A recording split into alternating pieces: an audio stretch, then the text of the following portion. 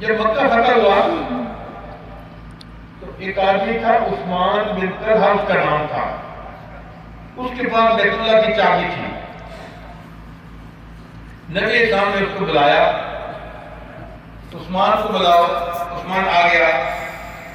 نبی اسلام نے فرمایا عثمان تمہیں وہ وقت یاد ہے جب میں مکہ سے ہجرت کر کے مدینہ جانا چاہتا تھا اور بیت اللہ سے بچھڑنے کا غم میرے اوپر سوار تھا اور میرا دل چاہتا تھا کہ میں بیت اللہ کے اندر داخل ہو کر اللہ کی عبادت کروں، مگر اس وقت تم نے بیت اللہ کو نہیں کھولا تھا، اب لاؤ چابی میرے حوالے کرو۔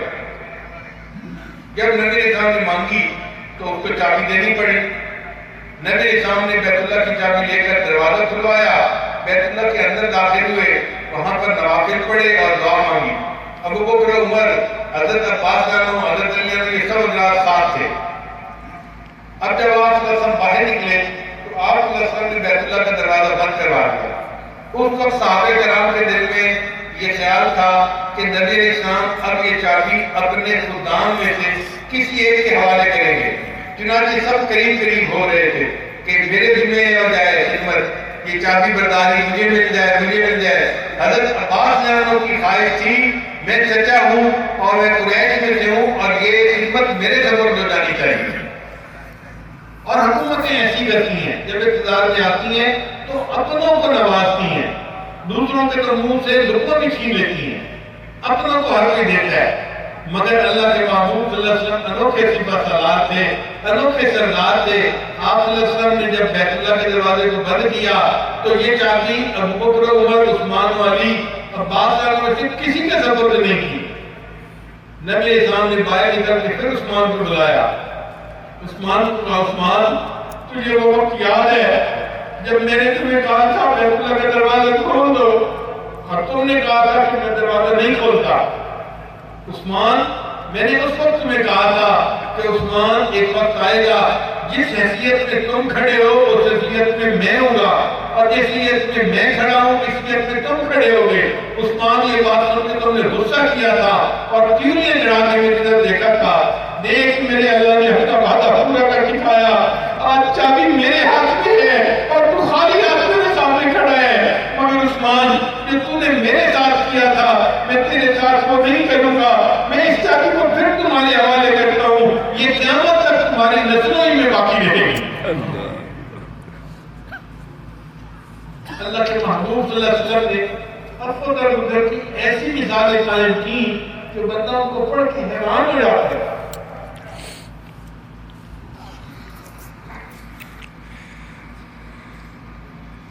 پھر مکہ کے سردار سب اکٹھے تھے بیت اللہ کے قریب اور وہ سمجھ رہے تھے کہ آج مسلمان ہم سے اپنا بدلہ لیں گے۔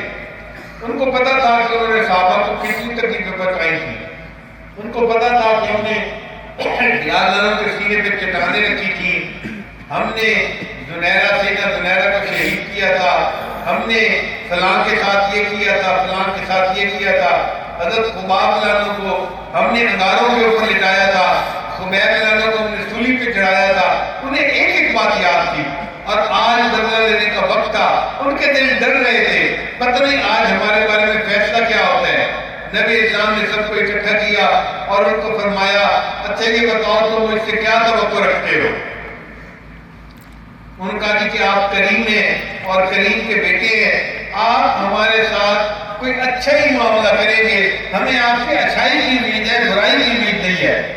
تو نبی اسلام نے فرمایا اچھا میں پھر تمہارے ساتھ وہ معاملہ کرتا ہوں جو یوسف علیہ السلام نے اپنے بھائیوں سے کیا تھا۔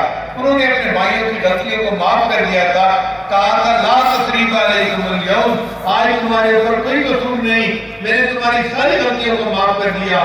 نبی اسلام نے یہی آیت پڑھ کے کہا مکہ والوں تم نے جو زیادتیاں کی تھی میں یہی آیت پڑھ کے کہہ رہا ہوں لا تثریب علیکم اليوم، تمہارے اوپر آج کوئی جو ہے وہ گناہ نہیں، میں نے سب معاف کر دیا۔ اذهبوا انتم الطلقاء، جاؤ تم سب آزاد ہو۔ جب نبی علیہ السلام نے یہ فرمایا ان سرداروں کی آنکھوں میں آنسو آ گئے کہ واقعی اللہ کے محبوب صلی اللہ علیہ وسلم کتنے عظیم اخلاق والے۔ تو شریعت ہمیں حکم دیتی ہے کہ ہم رنجشوں کو دل سے نکالیں، کینے کو، عداوت کو دل سے نکالیں اور اللہ کے بندوں کو اللہ کے لیے معاف کر دیں۔ حدیث مبارکہ میں ہے جو بندہ کسی کو اللہ کے لیے معاف کر دے گا اتنا جلدی اللہ قیامت کے دن اس بندے کو معاف فرما دیں گے۔ اب آج ہم کسی بندے کی زیادتی کو اللہ کے لیے معاف کر دیں اور اس کے بدلے قیامت کے دن اللہ ہمیں معاف فرما دے۔ حدیث پاک میں ہے جو دوسروں کی غلطیوں کو جلدی معاف کرتا ہوگا اللہ قیامت کے دن اس کی غلطیوں کو جلدی معاف فرما دے گا۔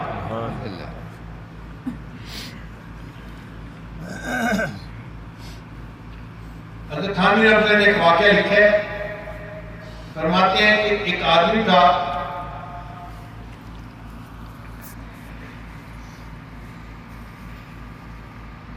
اس کی بیوی سے غلطی ہو گئی، بڑی غلطی تھی۔ اگر یہ بندہ چاہتا تو اس کو طلاق دے دیتا، اس کو گھر بھیج دیتا یا اس کی پٹائی کرتا، جو چاہتا حق جانے تھا۔ مگر اس کے دل میں یہ بات آئی کہ میری بیوی سے یہ غلطی تو ہو گئی ہے مگر یہ اس پر نادم ہے، شرمندہ ہے، ریپینٹ کر رہی ہے، تو انسان ہے، کوتاہی ہو جاتی ہے، چلو کوئی بات نہیں، میں اس کو معاف کر دیتا ہوں۔ اس نے اپنی بیوی کو معاف کر دیا۔ اللہ کی چاند دیکھی تو عرصے کے بعد خاوند کی وفات ہو گئی۔ کسی نے خواب میں دیکھا، اس بندے سے پوچھا سناؤ بھائی تمہارے ساتھ اللہ نے کیا معاملہ کیا؟ اس نے کہا کہ اللہ کے حضور پیشی ہوئی، اللہ نے مجھے فرمایا فلاں موقع پر تیری بیوی سے غلطی ہوئی تھی، تو نے اس کو میری بندی سمجھ کے معاف کر دیا تھا، آج میں بھی تمہیں اپنا بندہ سمجھ کے سارا معاف کر دیا، تمہارے سب گناہوں کو معاف کر دیا، تم بلا عذاب جنت چلے جاؤ۔ تو ہم اگر دوسرے کی غلطی کو معاف کریں گے اس کے بدلے اللہ تعالیٰ ہمیں قیامت کے دن معاف فرمائے گا۔ ہمارے امت کے جو اکابر تھے وہ معاف کرنے میں بڑی جلدی کیا کرتے تھے۔ امام حسین رضی اللہ تعالیٰ عنہ کی ایک باندی تھی گھر میں کام کرنے والی۔ ایک دن کچھ مہمان آ گئے تو سیدنا حسین رضی اللہ عنہ نے اس باندی کو حکم دیا کہ بھائی کچھ یخنی ہے، شوربہ ہے، گرم کر کے لے آؤ۔ جیسے ہمارے یہاں یخنی پیتے ہیں نا، یہاں بھی خوب عادت ہے، تو عربوں میں شوربہ اس طرح سے پینا اس کی عام عادت تھی، چائے نہیں تھی زمانے میں، وہ گرم شوربہ پیا کرتے تھے۔ چنانچہ وہ عورت شوربے کو گرم کر کے برتن میں ڈال کے لائی، جب کمرے میں داخل ہونے لگی تو چل کہاں رہی تھی اور دیکھ کہیں اور رہی تھی۔ پاؤں جو اٹکا تو اس کا جتنا گرم شوربہ تھا وہ سارا کا سارا سیدنا حسین علیہ کے جسم کے اوپر آ کر گرا۔ اب آپ بتائیے اگر گرم چائے جسم کے اوپر گر جائے تو کتنی تکلیف ہوتی ہے۔ وہ گرم شوربہ گرا اور آپ کے جسم کو بہت تکلیف ہوئی، تو آپ نے غصے کے ساتھ اس عورت کی طرف دیکھا کہ کیا بدتمیزی ہے، کیا بے دھیانی کی بات ہے کہ آپ گرم چیز لا رہی ہیں اور احتیاط بھی نہیں کر رہی۔ جب آپ نے غصے کے ساتھ اس کی طرف دیکھا، وہ بھی اسی گھر کی رہنے والی تھی، محرم رات کی، سمجھتی تھی یہ کتنے اخلاق والے بندے ہیں۔ اس نے فوراً آپ کے غصے والے چہرے کو دیکھ کے کہا بل قاذفین الغیظ، غصے کو پی جانے والے۔ جب اس نے قرآن کی آیت پڑھی تو سیدنا حسین اللہ عنہ نے اپنے غصے کو فوراً ضبط کر لیا اور اپنے آپ کو نارمل کر لیا۔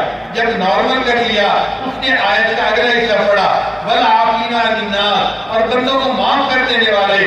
تو سیدنا حسین اللہ نے اس کو فرمایا اچھا چل میں نے تیری غلطی کو معاف کر دیا۔ اس نے آیت کا اگلا حصہ پڑھا واللہ یحب المحسنین، فرمایا اچھا چل میں نے تجھے اللہ کے راستے میں آزاد کر دیا۔ بجائے اس کو سزا دینے کے آپ نے اس باندی کو آزاد کر دیا، خیر کا معاملہ کر دیا۔ تو ہمارے اکابر کے اندر اتنی افت و درگزر کی عادت تھی۔ آپ سوچیں آپ نے اپنی زندگی میں کبھی اللہ کے لیے کسی کو معاف کیا؟ آج تو بہن بہن کو معاف نہیں کرتی، اور نند اور بھابھی ایک دوسرے کو معاف نہیں کرتی، ساس بہو ایک دوسرے کو معاف نہیں کرتی۔ ہم نے دیکھا ہے میاں بیوی ایک دوسرے کو معاف نہیں کرتے، بدلہ لے کے رہتے ہیں۔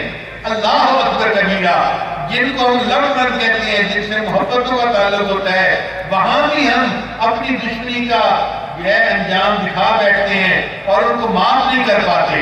اگر ہم کسی کو معاف نہیں کر پائیں گے تو قیامت کے دن پھر اللہ سے معافی کے امیدوار کیسے بنیں گے؟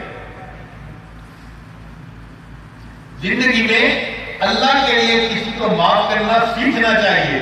انسان ہے، غلطیاں ہو جاتی ہیں، لوگ انجانے میں بھی کر جاتے ہیں، ارادے کے ساتھ بھی کر جاتے ہیں، مگر انسان ہے، غلطی ہو گئی، اب اگر معافی مانگ رہے ہیں تو معاف کر دو. اور اس میں ایک بات ذرا اور سمجھنے والی ہے. میرا دل چاہتا ہے کہ یہ پورا مجموعہ دل کے کانوں کے ساتھ اس بات کو سنیں کہ اگر کسی بندے سے غلطی ہو جائے اور وہ معافی مانگنے کے لیے آ جائے اور کہہ دے گی کہ مجھے معاف کر دے، اور اس بندے کو اتنا غصہ ہے کہ یہ کہتے ہیں میں تجھے معاف نہیں کرتا، تو نبی اسلام نے فرمایا کہ جو یہ کہتا ہے کہ میں تجھے معاف نہیں کرتا، اس بندے کو چاہیے یہ حوض کوثر پر میرے سامنے شرک نہ آئے. میں اس کی شکل ہی نہیں دیکھنا پسند کرتا جو میرے امتی کے معافی مانگنے پر یہ کہے گا میں تجھے معاف نہیں کرتا. نبی اسلام نے فرمایا وہ حوض کوثر پہ میرے سامنے آنے کی جرات ہی نہ کرے. اس لیے اگر کوئی بھی معافی مانگے تو دوسرے کو چاہیے کہ فوراً معاف کر دیا کرے. اگر نہیں معاف کریں گے تو قیامت کے نبی اسلام کی شفاعت سے محروم ہو جائیں گے. اس لیے اللہ کے لیے معاف کرنا اس کو عادت بنا لیجئے. اپنے اندر سے نفرتوں کو، عداوتوں کو اور کینے کو ختم کر دیجئے اور اس دل کو محبت کے لیے وقف کر دیجئے.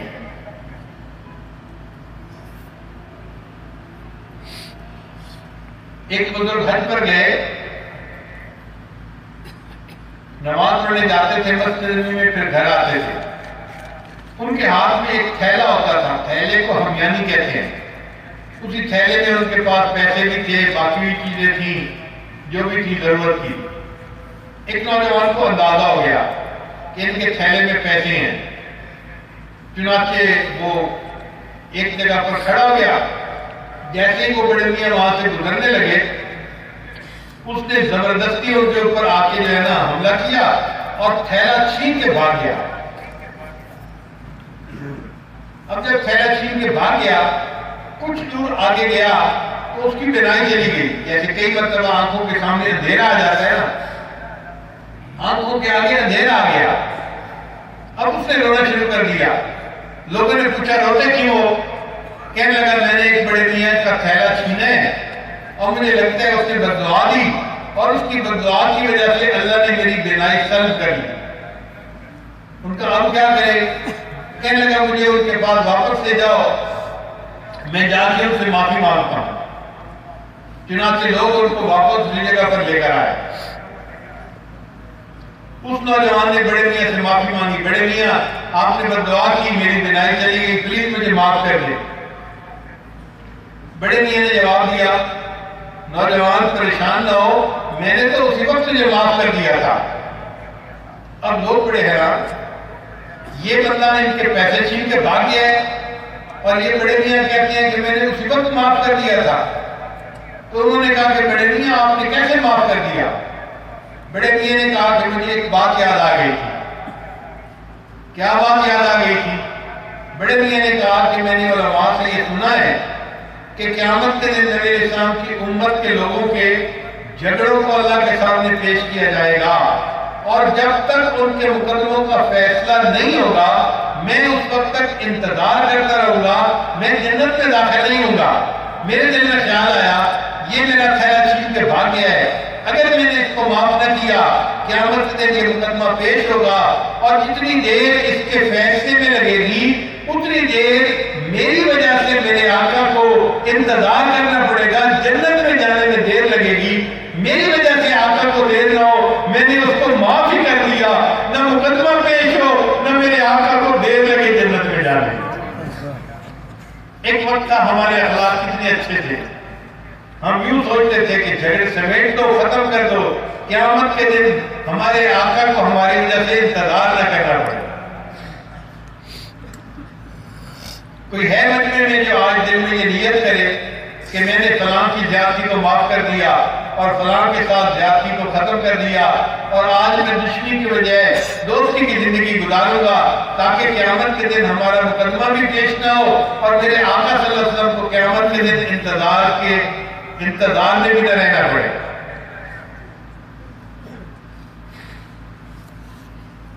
حضرت خواجہ نظام الدین اولیاء رحمۃ اللہ علیہ کے ایک مرید تھا، وہ ایک مرتبہ آیا اور کہنے لگا کہ حضرت وہ فلاں کی بھائی مجھے بہت تنگ کرتا ہے۔ وہ اصل میں حضرت سے این او سی لینا چاہتا تھا کہ حضرت یہ این او سی دے دیں، پھر میں اس کی سپلائی کروں گا، پھر میں اس کی خبر لوں گا۔ تو حضرت کو میرے راستے میں کانٹے بچھاتا رہتا ہے، اس نے مجھے تنگ کر مارا ہے، مجھے جینے کا نہیں چھوڑا۔ مقصد یہ تھا کہ اب آپ مجھے بھی اجازت دے، میں بھی کوئی قدم اٹھاؤں۔ جب اس نے یہ پوچھا تو حضرت خواجہ نظام الدین اولیاء رحمۃ اللہ نے فرمایا، اے دوست، اگر کوئی تیرے راستے میں کانٹے بچھائے، اے دوست، اگر کوئی تیرے راستے میں کانٹے بچھائے تو تو اس کے راستے میں کانٹے نہ بچھانا، ورنہ پوری دنیا میں کانٹے ہی کانٹے ہو جائیں گے۔ اے دوست، اگر کوئی تیرے راستے میں کانٹے بچھائے تو تو اس کے راستے میں کانٹے نہ بچھانا، ورنہ پوری دنیا میں کانٹے ہی کانٹے ہو جائیں گے۔ تو ہمیں یہی سوچنا چاہیے، اگر کسی نے ہمارے ساتھ برا کیا ہے، اگر ہم نے بھی برائی کا جواب برائی سے کیا تو برائی پھیلے گی، برائی ختم نہیں ہو سکتی۔ برائی اگر ختم ہوگی تو وہ اچھائی سے ختم ہوگی، وہ معافی اور درگزر سے ختم ہوگی۔